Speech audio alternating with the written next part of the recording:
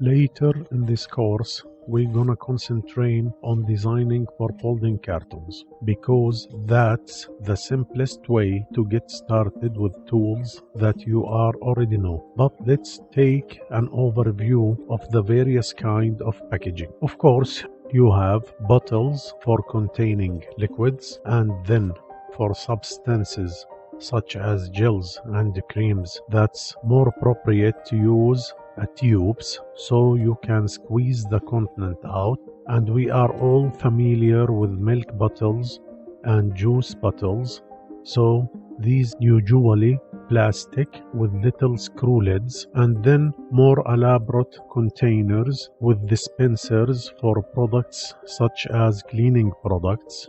And of course we all have canned vegetables, and cans keep fruit and vegetables fresh. Content such as soup, and we all familiar with cans full of beverages. Boxes are used frequently for food products, and a lot of boxed food products also have a poly bag component to keep that food fresh.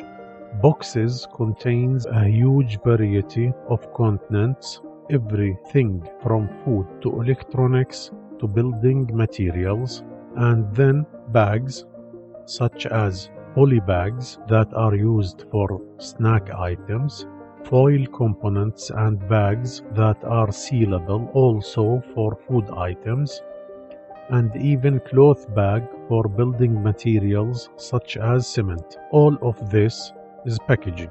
And then we start to see specialty packaging that are made from combinations of materials such as polyester pack that are used often for medicine, or combined packaging such as bottles in boxes, boxes in boxes, bags in boxes, and boxes with inserts.